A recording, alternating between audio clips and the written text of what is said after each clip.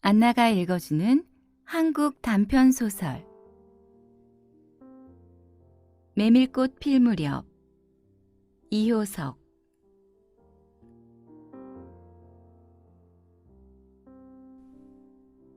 여름장이란 애시당초 글러서 해는 아직 중천에 있건만 장파는 벌써 쓸쓸하고 더운 햇발이 버려놓은 전 휘장 밑으로 등줄기를 훅훅 볶는다. 마을 사람들은 거지반 돌아간 뒤요 팔리지 못한 나무꾼 패가 길거리에 궁식거리고들 있으나 석유병이나 받고 고기 말이나 사면 족할 이 축들을 바라고 언제까지 버티고 있을 법도 없다. 칩칩스럽게 날아드는 파리떼도 장난꾼 각다귀들도 귀찮다. 얼음뱅이요 왼손잡이인 드팀전의 허생원은 기어코 동업의 조선달을 낚구어 보았다. 그만 거둘까? 잘 생각했네. 봉평장에서 한 번이나 흐뭇하게 사본 일 있을까? 내일 대화장에서나 한몫 벌어야겠네. 오늘 밤은 밤을 새서 걸어야 될걸? 다리 뜨렸다. 절렁절렁 소리를 내며 조선달이 그날 산 돈을 따지는 것을 보고 허생원은 말뚝에서 넓은 휘장을 걷고 버려놓았던 물건을 거두기 시작하였다. 무명필과 주단바리가 두 고리짝에 꽉 찼다. 멍석 위에는 천조각이 어수선하게 남았다. 다른 축들도 벌써 거진 전들을 걷고 있었다. 약바르게 떠나는 패도 있었다. 어물장수도 땜장이도 엿장수도 생강장수도 꼴들이 보이지 않았다. 내일은 진부와 대화의 장이 선다. 축들은 그 어느 쪽이든지 밤을 새며 6, 70리 밤길을 타박거리지 않으면 안 된다. 장파는 잔치 뒷마당같이 어수선하게 벌어지고 술집에는 싸움이 터져 있었다. 주정꾼 욕지거리에 섞여 계집의 앙칼진 목소리가 찢어졌다. 장날 저녁은 정해놓고 계집의 고함소리로 시작되는 것이었다. 생원, 시침을 때도 다 하네. 충주집 말이야. 계집 목소리로 문득 생각난 듯이 조선달은 비죽이 웃는다. 화중지병이지. 연소패들을 적수로 하고야 대거리가 돼야 말이지. 그렇지도 않을걸? 죽들이 사족을 못 쓰는 것도 사실은 사실이나 아무리 그렇다곤 해도 왜 그 동이 말일세. 감쪽같이 충주집을 후린 눈치거든. 뭐? 그 애숭이가? 물건 가지고 낚었나 보지. 작실한 녀석인 줄 알았더니. 그 길만은 알 수 있나? 국리 말고 갑옷에나 그려. 내 한턱 쏨세. 그다지 마음이 당기지 않는 것을 쫓아갔다. 허생원은 계집과는 연분이 멀었다. 얼금뱅이 상판을 쳐들고 대어설 숫기도 없었으나 계집 편에서 정을 보낸 적도 없었고 쓸쓸하고 뒤틀린 반생이었다. 충주집을 생각만 하여도 철없이 얼굴이 붉어지고 발밑이 떨리고 그 자리에 소스라쳐 버린다. 충주집 문을 들어서서 술 좌석에서 짜장 동이를 만났을 때에는 어찌된 서슬인지 발끈 화가 나버렸다. 상 위에 붉은 얼굴을 쳐들고 제법 계집과 노는 것을 보고서야 견딜 수 없었던 것이다. 녀석이 제법 난질꾼인데 꼴사납다. 머리에 피도 안 마른 녀석이 낮부터 술 처먹고 계집과 놀고 있으니 장돌뱅이 망신만 시키고 돌아다니누나 동이 앞에 막아서면서부터 책망이었다. 걱정도 발자요. 하는 듯이 빤히 쳐다보는 상기된 눈망울에 부딪힐 때 얼결김에 따귀를 하나 갈겨주지 않고는 배길 수 없었다. 동이도 화를 쓰고 팩하고 일어서기는 하였으나 허생원은 조금도 동색하는 법 없이 마음먹은 대로 다 짓거렸다. 어디서 주워먹은 선머슴인지는 모르겠으나 내게도 아비엄이 있겠지? 그 사나운 꼴 보면 맘 좋겠다. 장사란 탐탁하게 해야 되지. 계집이 다 무엇냐? 나가거라. 냉큼 꼴 치워. 그러나 한마디도 대거리하지 않고 하염없이 나가는 꼴을 보려니 도리어 측은히 여겨졌다. 아직도 서름서름한 사이인데 너무 과하지 않았을까 하고 마음이 섬뜩해졌다. 아이고, 주제도 넘지. 같은 술손님이면서도 아무리 젊다고 자식 낳게 된 것을 붙들고 치고 닦아 셀 것은 뭐야 원? 충주집은 입술을 쫑긋하고 술 붓는 솜씨도 거칠었으나 젊은 애들한테는 그것이 약이 된다고 하고 그 자리는 조선달이 얼버무려 넘겼다. 너 녀석한테 반했지? 한참 법석을 친 후이다. 담도 생긴 데다가 웬일인지 흠뻑 취해보고 싶은 생각도 있어서 허생원은 주는 술잔이면 거의 다 들이켰다. 건아의 짐을 따라 계집 생각보다는 동희의 뒷일이 한결같이 궁금해졌다. 내 꼴에 계집을 가로채선 어떡할 작정이었누? 하고 어리석은 꼬락서니를 모질게 책망하는 마음도 한편에 있었다. 그렇기 때문에 얼마나 지난 뒤인지 동희가 헐레벌떡거리며 황급히 부르러 왔을 때에는 마시던 잔을 그 자리에 던지고 정신없이 허덕이며 충주집을 뛰어나간 것이다. 생원, 당나귀가 발을 끊고 야단이에요. 각다기들 장난이지 비련코. 짐승도 짐승이려니와 동희의 마음씨가 가슴을 울렸다. 뒤를 따라 장판을 다름질하려니 거슴칠해한 눈이 뜨거워질 것 같다. 불악스런 녀석들이라 어쩌는 수 있어야죠. 나귀를 몹시 구는 녀석들은 그냥 두지는 않을걸? 반평생을 같이 지내온 짐승이었다. 같은 주막에서 잠자고 같은 달빛에 젖으면서 장에서 장으로 걸어다니는 동안에 20년의 세월이 사람과 짐승을 함께 늙게 하였다. 까스러진 목 뒤 털은 주인의 머리털과도 같이 바스러지고 개진개진 젖은 눈은 주인의 눈과 같이 눈곱을 흘렸다. 몽당비처럼 짧게 쓸리운 꼬리는 파리를 쫓으려고 기껏 휘저어 보아야 벌써 다리까지는 닿지 않았다. 달아 없어진 굽을 몇 번이나 도려내고 새 철을 신겼는지 모른다. 굽은 벌써 더 자라나기는 틀렸고 달아버린 철 사이로는 피가 빼짓이 흘렀다. 냄새만 맡고도 주인을 분간하였다. 호소하는 목소리로 야단스럽게 울며 반겨한다. 어린아이를 달래듯이 목덜미를 어루만져주니 나귀는 코를 벌름거리고 입을 투르르 거렸다. 콧물이 튀었다. 허생원은 짐승 때문에 속도 무던히는 썩었다. 아이들의 장난이 심한 눈치여서 땀배인 몸뚱어리가 부들부들 떨리고 좀채 흥분이 식지 않는 모양이었다. 굴레가 벗어지고 안장도 떨어졌다. 요 몹쓸 자식들 하고 허생원은 호령을 하였으나 패들은 벌써 주랭랑을 논 뒤어 몇 남지 않은 아이들이 호령에 놀라 비슬비슬 멀어졌다. 우리들 장난이 아니요. 암놈을 보고 저 혼자 발광이지. 코 흘리게 한 녀석의 말이었다. 그 녀석? 김첨지 당나귀가 가버리니까 온통 흙을 차고 거품을 흘리면서 미친 소같이 날뛰는걸? 꼴이 우스워 우리는 보고만 있었다오. 아이는 앵돌아진 투로 소리를 치며 말했다. 허생원은 모르는 결에 낯이 뜨거워졌다. 무시선을 막으려고 그는 짐승의 배 앞을 가리어 서지 않으면 안 되었다.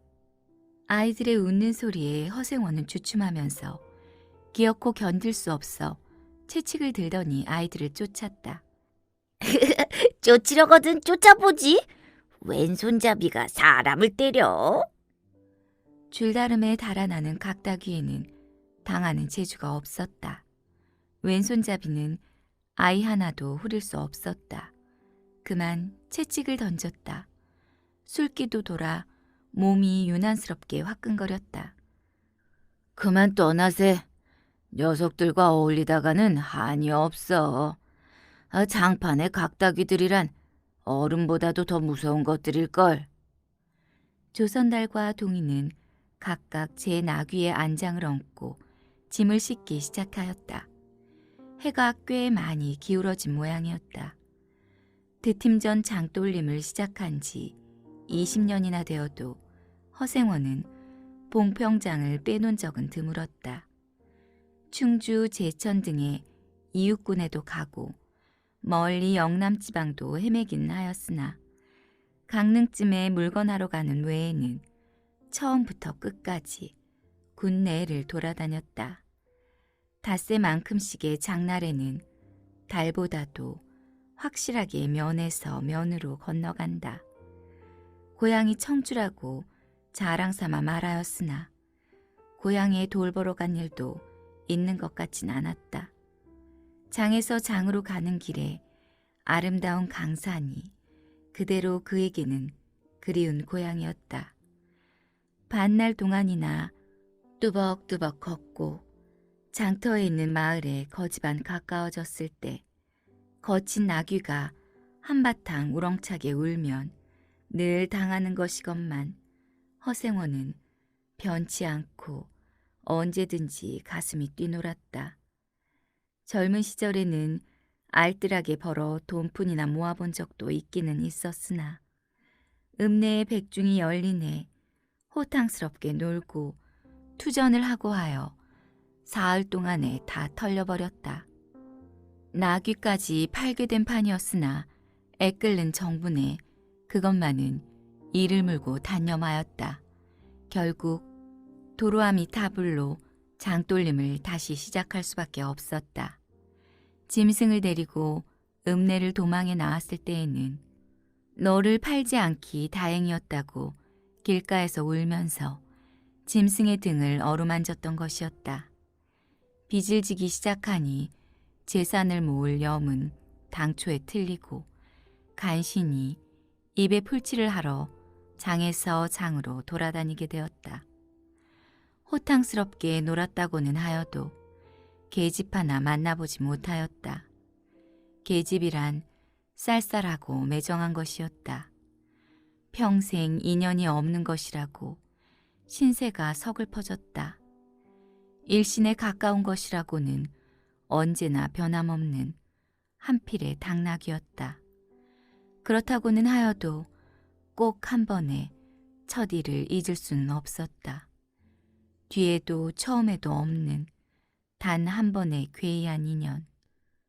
봉평에 다니기 시작한 젊은 시절의 일이었으나 그것을 생각할 적만은 그도 산 보람을 느꼈다. 달밤이었으나 어떻게 해서 그렇게 됐는지 지금 생각해도 도무지 알 수 없어. 허생원은 오늘 밤도 또 그 이야기를 끄집어내려는 것이다. 조선달은 친구가 된 일에 귀에 못이 박히도록 들어왔다. 그렇다고 실증을 낼 수도 없었으나 허생원은 시치미를 떼고 되풀이할 대로 되풀이만 하고 있었다. 달밤에는 그런 이야기가 격에 맞거든. 조선달 편을 바라보았으나 물론 미안해서가 아니라 달빛에 감동해서였다. 이지러지는 젖으나 보름을 갓진한 달은 부드러운 빛을 흐뭇이 흘리고 있다. 대화까지는 80리의 밤길. 고개를 둘이나 넘고 개울을 하나 건너고 벌판과 산길을 걸어야 된다. 길은 지금 긴 산허리에 걸려 있다. 밤중을 지난 무렵인지 죽은 듯이 고요한 속에서 짐승 같은 달의 숨소리가 손에 잡힐 듯이 들리며 콩포기와 옥수수 잎새가 한층 달에 푸르게 젖었다. 산 허리는 온통 메밀밭이어서 피기 시작한 꽃이 소금을 뿌린 듯이 흐뭇한 달빛에 숨이 막힐 지경이다. 붉은 대공이 향기같이 애잔하고 나귀들의 걸음도 시원하다. 길이 좁은 까닭에 세 사람은 나귀를 타고 외줄로 늘어섰다. 방울소리가 시원스럽게 딸랑딸랑 메밀밭계로 흘러간다. 앞장선 허생원의 이야기 소리는 꽁무니에 선 동이에게는 확적히는 안 들렸으나 그는 그대로 개운한 제멋에 적적하지는 않았다. 장이선 꼭 이런 밤이었네.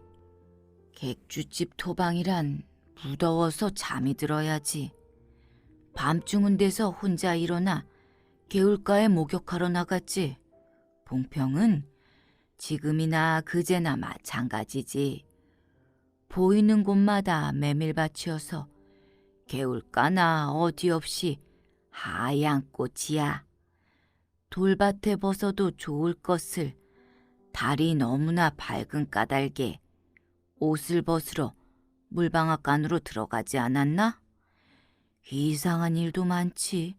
거기서 난데없는 성서방네 처녀와 마주쳤단 말이네. 봉평 써야 제일 가는 일색이었지. 팔자에 있었나 보지. 아무렴 하고 응답하면서 말머리를 아끼는 듯이 한참이나 담배를 빨 뿐이었다. 구수한 자줏빛 연기가 밤 기운 속에 흘러서는 녹았다. 날 기다린 것은 아니었으나 그렇다고 달리 기다리는 사람이 있는 것도 아니었네. 처녀는 울고 있단 말이지. 짐작은 되고 있으나 성서방네는 한참 어려워서 들고 날 판인 때였지. 한 집안 일이니 딸에겐들 걱정이 없을 리 있겠나. 좋은 데만 있으면 시집도 보내련만 시집은 죽어도 싫다지. 그러나 처녀란 울 때같이 정을 끄는 때가 있을까. 처음에는 놀라기도 한 눈치였으나 걱정 있을 때는 누그러지기도 쉬운 듯해서 이럭저럭 이야기가 되었네. 생각하면 무섭고도 기막힌 밤이었어. 제천인지로 주랭랑을 놓은 건 그 다음 날이렸다. 다음 장도막에는 벌써 온 집안이 사라진 뒤였네. 장판은 소문에 발끈 뒤집혀 고작해야 술집에 반려가기가 상수라고 처녀의 뒷공론이 자자들하단 말이야. 제천 장판을 몇 번이나 뒤졌겠나. 허나 처녀의 꼴은 꿩 구워 먹은 자리야. 전날 밤이 마지막 밤이었지. 그때부터 봉평이 마음에 든 것이 반평생을 두고 다니게 되었네. 반평생인들 잊을 수 있겠나. 수 좋았지. 그렇게 신통한 일이란 쉽지 않어. 항용 못난 것 얻어 새끼 낳고 걱정 늘고 생각만 해도 진저리가 나지. 그러나 늙음아까지 장돌뱅이로 지내기도 힘든 노릇 아닌가. 나는 가을까지만 하고 이 생계와도 하직하려네. 대화쯤에 조그만 전빵이나 하나 버리고 식구들을 부르겠어. 사시장천 뚜벅뚜벅 걷기란 여간이래야지. 얘 처녀나 만나면 같이 살까? 난 거꾸러질 때까지 이 길 걷고 저 달 볼 테야. 산길을 벗어나니 큰 길로 튀어졌다. 꽁무니의 동이도 앞으로 나서 나귀들은 가로늘어섰다. 종각도 젊겠다. 지금이 한창 시절이렸다. 중주집에서는 그만 실수를 해서 그 꼴이 되었으나 설게 생각 말게. 천만에요. 되려 부끄러워요. 계집이란 지금 웬 제격인가요? 자나깨나 어머니 생각뿐인데요. 허생원의 이야기로 실심의 한 끝이라 동이의 어조는 한풀 수그러진 것이었다. 아비 엄이란 말에 가슴이 터지는 것도 같았으나 제겐 아버지가 없어요. 피부치라고는 어머니 하나뿐인걸요. 돌아가셨나? 당초부터 없어요. 그런 법이 세상에. 동희는 정색하고 우길 수밖에 없었다. 부끄러워서 말하지 않으려 했으나 정말이에요. 제천 촌에서 달도 차지 않은 아이를 낳고 어머니는 집을 쫓겨났죠. 우스운 이야기나 그러기 때문에 지금까지 아버지 얼굴도 본 적 없고 있는 고장도 모르고 지내와요. 고개가 앞에 놓인 까닭에 세 사람은 나귀를 내렸다. 둔덕은 험하고 입을 벌리기도 대근하여 이야기는 한동안 끊겼다. 나귀는 건듯하면 미끄러졌다. 허생원은 숨이 차 몇 번이고 다리를 쉬지 않으면 안 되었다. 고개를 넘을 때마다 나이가 알렸다. 동이 같은 젊은 축이 그지없이 부러웠다. 땀이 등을 한바탕 쪽 씻어 내렸다. 고개 너머는 바로 개울이었다. 장마에 흘러버린 널다리가 아직도 걸리지 않은 채로 있는 까닭에 벗고 건너야 되었다. 고이를 벗어 띠로 등에 얽어매고 반 벌거숭이에 우스꽝스러운 꼴로 물속에 뛰어들었다. 금방 땀을 흘린 뒤였으나 밤물은 뼈를 찔렀다. 그래, 대체 기르긴 누가 기르고? 어머니는 하는 수 없이 의부를 얻어가서 술 장사를 시작했죠.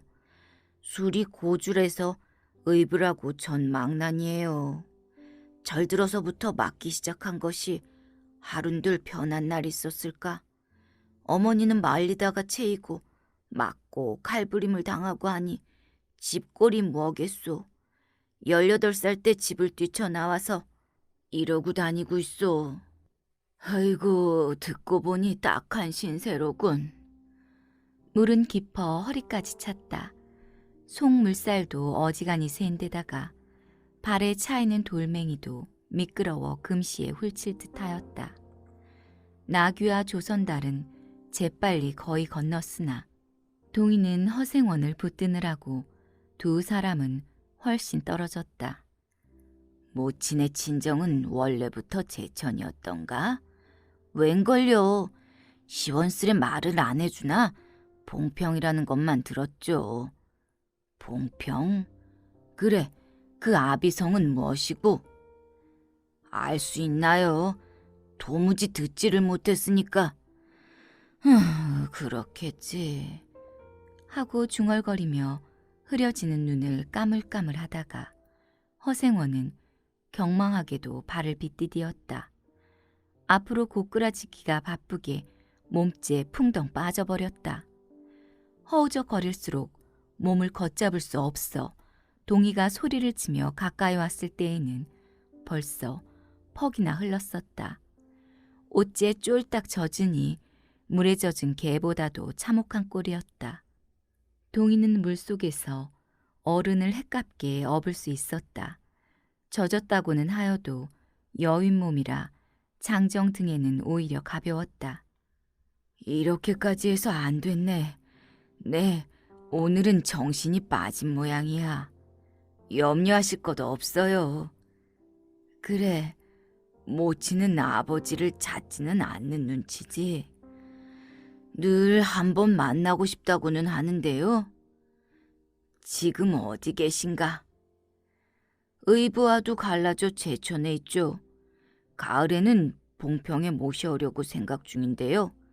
이를 물고 벌면 이럭저럭 살아갈 수 있겠죠. 아무렴 기특한 생각이야. 가을이랬다. 동이의 탐탁한 등허리가 뼈에 사무쳐 따뜻하다. 물을 다 건넜을 때에는 도리어 서글픈 생각에 좀 더 엎였으면서도 하였다. 진종일 실수만 하니 웬일이요, 생원? 조선달이 바라보며 기어코 이야기했다. 나귀야, 낙이 생각하다 실족을 했어. 말 안 했든가? 저 꼴에 제법 새끼를 얻었단 말이지. 읍내 강릉집 비마에게 말일세. 귀를 쫑긋 세우고 달랑달랑 뛰는 것이 나귀 새끼같이 귀여운 것이 있을까? 그것 보러 나는 일부러 읍내를 도는 때가 있다네. 사람을 물에 빠뜨려. 나는 대단한 나귀 새끼군. 허생원은 젖은 옷을 웬만큼 짜서 입었다. 이가 덜덜 갈리고 가슴이 떨리며 몹시도 추웠으나 마음은 알 수 없이 둥실둥실 가벼웠다. 주막까지 부지런히들 가세나. 뜰에 불을 피우고 훈훈하게 쉬어. 나귀에겐 더운 물을 끓여주고 내일 대화장 보고는 제천이다. 생원도 제천으로?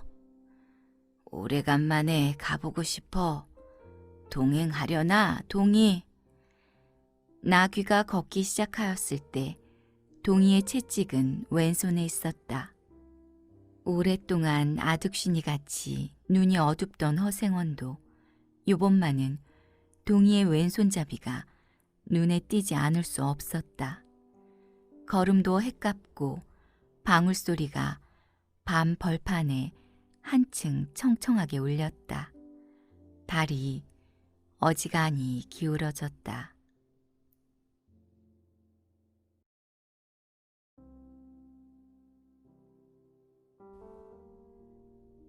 잘 들으셨나요?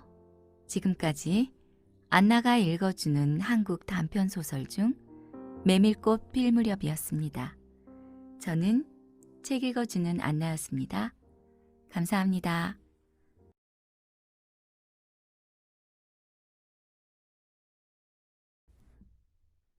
안나가 읽어주는 한국 단편소설 이야기 동백꽃 김유정. 오늘도 또 우리 수탈기 막조이였다. 내가 점심을 먹고 나무를 하러 갈량으로 나올 때였다. 산으로 올라서려니까 등 뒤에서 부드득 부드득 하고 달개 횟소리가 야단이다. 깜짝 놀라서 고개를 돌려보니 아니나 다르랴 두 놈이 또 얼리었다. 점순내 수탈기 덩저리 작은 우리 수탈을 함부로 해내는 것이다. 그것도 그냥 해내는 것이 아니라 부드득하고 면두를 쪼고 물러섰다가 좀 사이를 두고 또 부드득하고 모가지를 쪼았다. 이렇게 멋을 부려가며 여지없이 닦아놓는다. 그러면 이 못생긴 것은 쪼일 적마다 주둥이로 땅을 받으며 그 비명이 킥킥 할 뿐이다. 물론 미처 아물지도 않은 면두를 또 쪼여서 붉은 피가 뚝뚝 떨어진다. 이걸 가만히 내려다보자니 내 대강이가 터져서 비가 흐르는 것 같이 두 눈에서 불이 번쩍 난다. 대뜸 지게 막대기를 메고 달려들어 점순내 닭을 후려칠까 하다가 생각을 고쳐먹고 헛매질로만 떼어놓았다. 이번에도 점순이가 싸움을 붙여놨을 것이다. 바짝바짝 내 기를 올리느라고 그랬음에 틀림없다. 그놈의 계집애가 요새로 들어서서 왜 나를 못 먹겠다고 그렇게 아르렁거리는지 모른다. 나흘 전 감자 쪽감만 하더라도 나는 저에게 조금도 잘못한 것은 없다. 계집애가 나무를 캐러 가면 갔지 남 울타리 엉는데 생이질을 하는 것은 다 뭐냐? 그것도 발소리를 죽여가지고 등 뒤로 살며시 와서 예, 너 혼자만 일하니? 하고 긴치 않은 수작을 하는 것이다. 어제까지도 저와 나는 이야기도 잘 않고 서로 만나도 본 척만 척하고 이렇게 점잖게 지내던 터이련만 오늘로 갑작스레 대견해졌으면 웬일인가. 한참 망하지만한 계집애가 남일하는 놈 보고 그럼 혼자 하지 때로 하디? 내가 이렇게 내배하는 소리를 하니까 너 일하기 좋니? 또는 한여름이나 되거든 하지. 벌써 울타리를 하니? 잔소리를 두루 늘어놓다가 남이 들을까봐 손으로 입을 틀어막고는 그 속에서 깔깔댄다. 별로 우스울 것도 없는데 날씨가 풀리더니 이놈의 계집애가 미쳤나 하고 의심했다. 게다가 조금 뒤에는 제 집게를 할끔할끔 돌아보더니 행주치마에 속으로 꼈던 바른 손을 뽑아서 나의 통 밑으로 불쑥 내미는 것이다. 언제 구웠는지 아직도 더운 김이 획기치는 굵은 감자 3개가 손에 뿌듯이 쥐었다. 네 집에 네가 없지? 하고 생색 있는 큰 소리를 하고는 제가 준 것을 남이 알면 큰일 날 테니 여기서 얼른 먹어버리란다. 그리고 또 하는 소리가 너 봄 감자가 맛있다? 난 감자 안 먹는다. 너나 먹어라. 나는 고개도 돌리려 하지 않고 일하던 손으로 그 감자를 도로 어깨 너머로 쑥 밀어버렸다. 그랬더니 그래도 가는 기색이 없고 뿐만 아니라 새근새근하고 심상치 않게 숨소리가 점점 거칠어진다. 이건 또 뭐야 싶어서 그때서야 비로소 돌아다 보니 나는 참으로 놀랐다.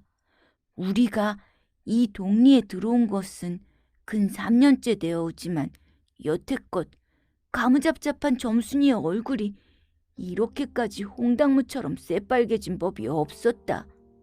게다 눈에 독을 올리고 한참 나를 요렇게 쏘아보더니 나중에는 눈물까지 어리는 것이 아니냐. 그리고 바구니를 다시 집어들더니 이를 꼭 악물고는 엎어질 듯 자빠질 듯 논둑으로 횡엄케 달아나는 것이다. 어쩌다 동리 어른이 아이고야, 너 얼른 시집 가야지. 하고 웃으면 염려 마서유. 갈 때 되면 어련히 갈라고. 이렇게 천연덕스럽게 받는 점순이었다. 본시 부끄럼을 타는 계집애도 아니려니와 또한 분하다고 눈에 눈물을 보일 얼병이도 아니다. 분하면 차라리 나의 등허리를 바구니로 한번 모지게 후려 세치고 달아날지언정. 그런데 고약한 그 꼴을 하고 가더니 그 뒤로는 나를 보면 잡아먹으려고 기를 복복 쓰는 것이다.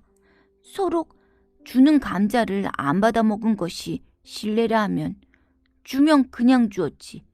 네 집엔 이거 없지? 이건 다 뭐냐? 그렇잖아도 저희는 마름이고 우리는 그 손에 배제를 얻어 땅을 붙임으로 일상 굽실거린다.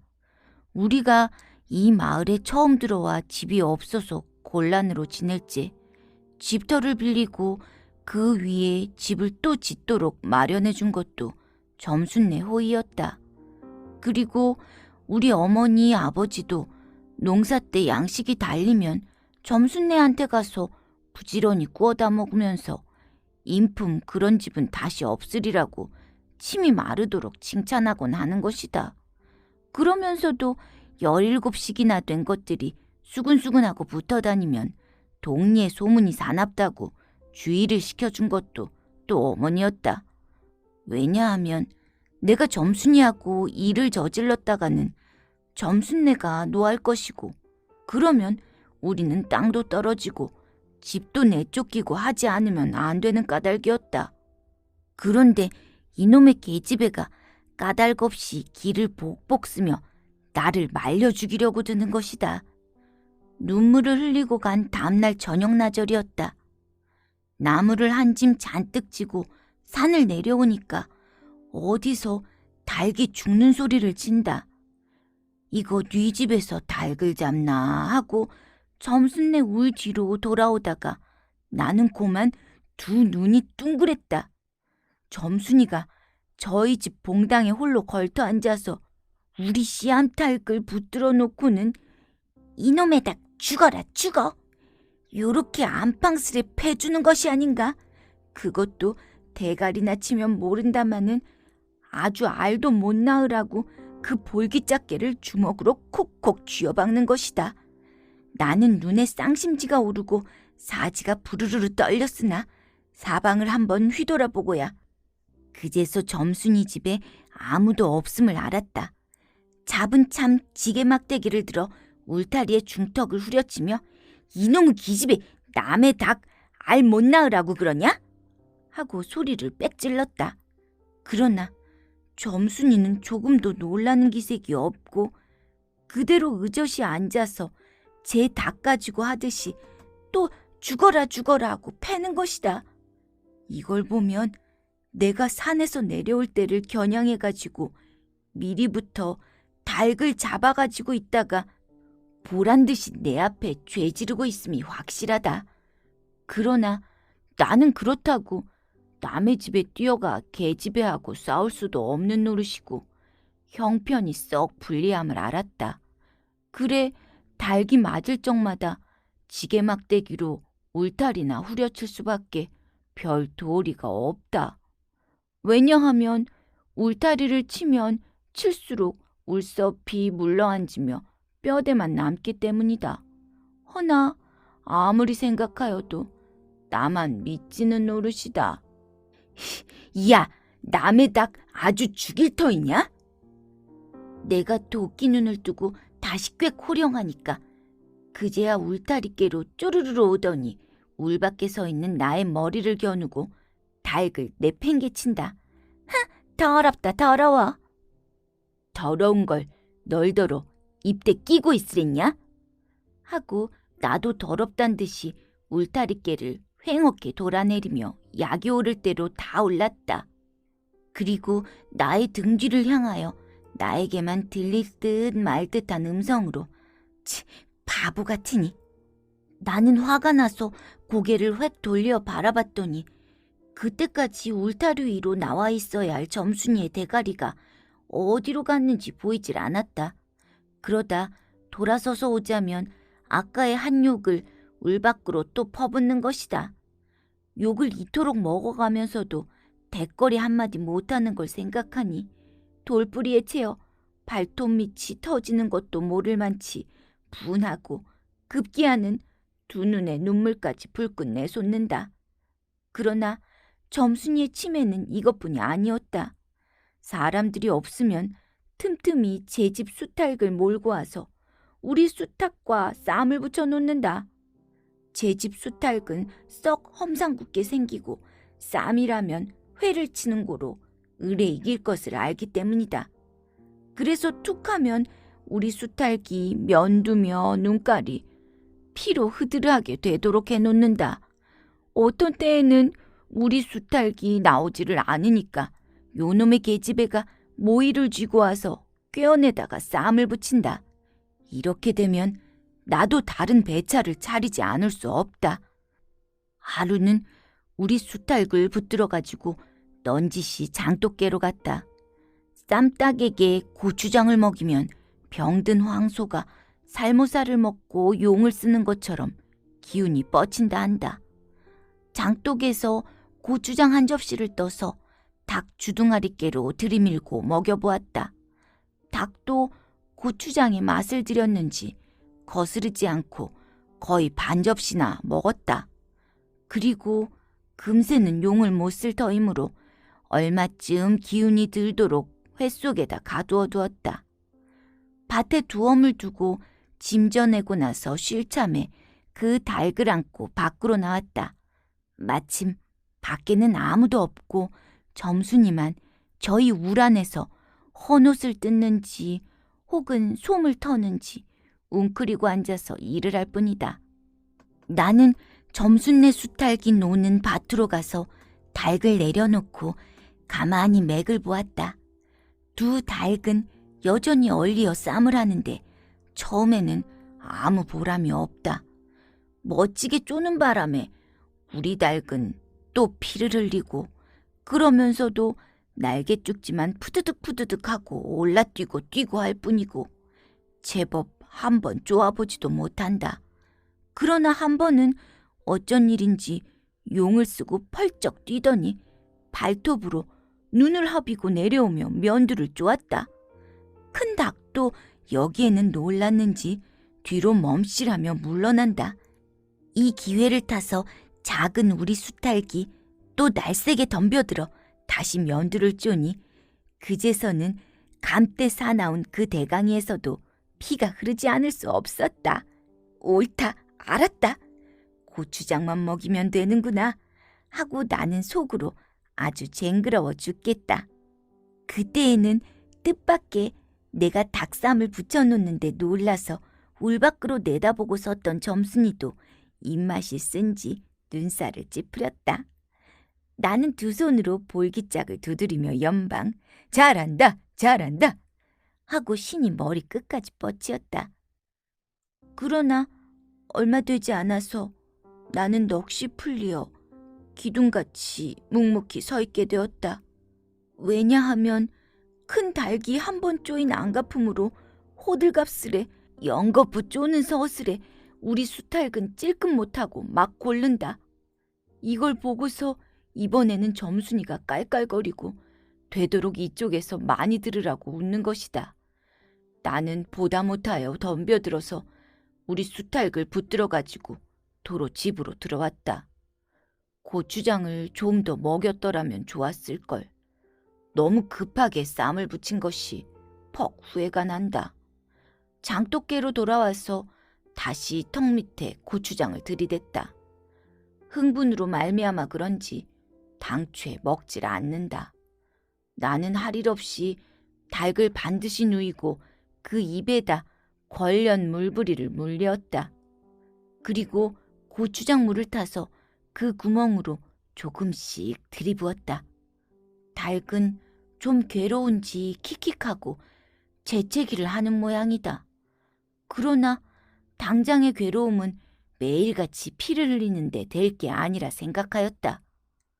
그러나 한두어 종지가량 고추장물을 먹이고 나서는 나는 고만 풀이 죽었다. 싱싱하던 닭이 왜 그런지 고개를 살며시 뒤틀고는 소나귀에서 뻗으러지는 것이 아닌가. 아버지가 볼까 봐서 얼른 회에다 감추어 두었더니 오늘 아침에서야 겨우 정신이 드는 모양 같다. 그랬던 걸 이렇게 오다 보니까 또 쌈을 붙여놓으니 이 망할 깨집애가 필연 우리 집에 아무도 없는 틈을 타서 제가 들어와 회에서 꺼내가지고 나간 것이 분명하다.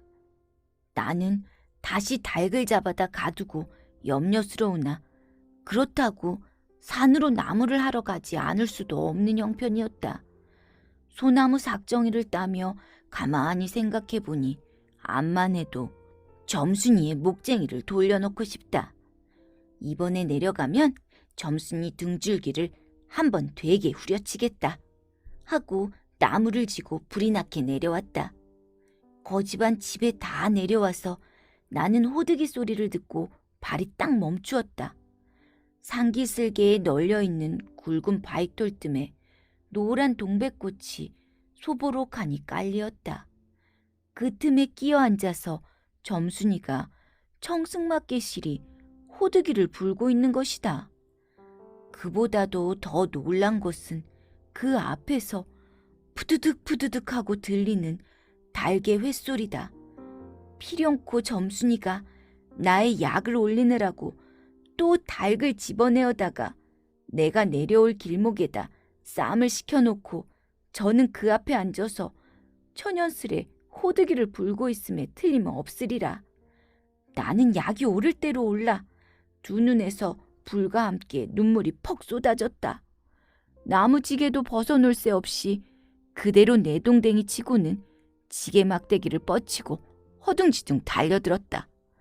가까이 와보니 과연 나의 짐작대로 우리 수탈기 피를 흘리고 거의 빈사지경에 이르렀다. 닭도 닭이려니와 그러함에도 불구하고 눈 하나 깜짝 없이 그대로 앉아서 호드기만 부는 그 꼴에 더욱 치가 떨린다. 동리에서도 소문이 났거니와 나도 한때는 걱실걱실이 일 잘하고 얼굴 예쁜 앤 줄 알았더니 시방 보니까 그 눈이 꼭 여우새끼 같다. 나는 대뜸 달려들어서 나도 모르는 사이에 큰 수탉을 담매로 때려 엎었다. 닭은 푹 엎어진 채 다리 하나 꼼짝 못하고 그대로 죽어버렸다.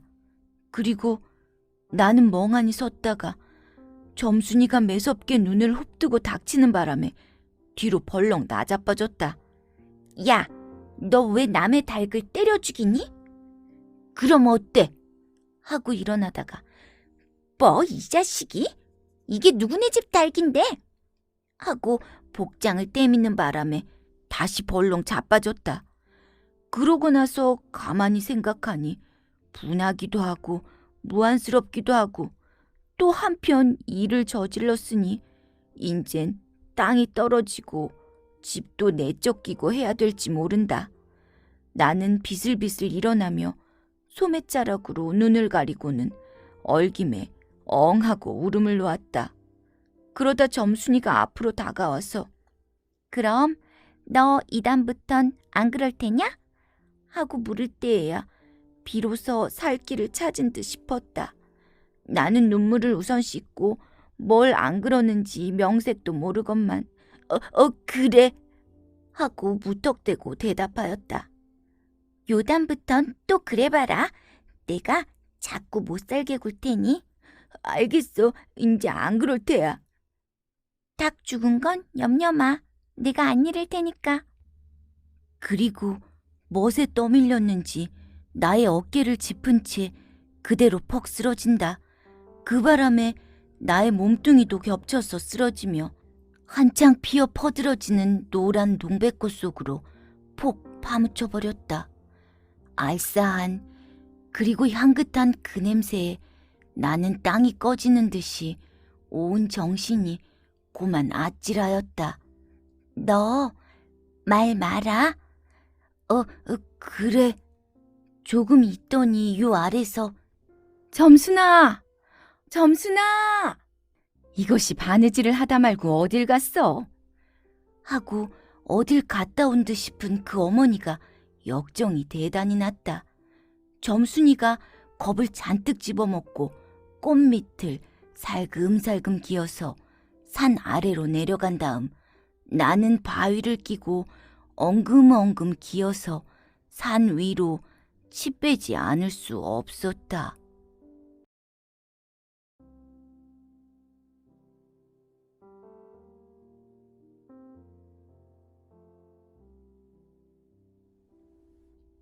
잘 들으셨나요? 지금까지 안나가 읽어주는 한국 단편소설 이야기 중 김유정의 동백꽃이었습니다. 저는 책 읽어주는 안나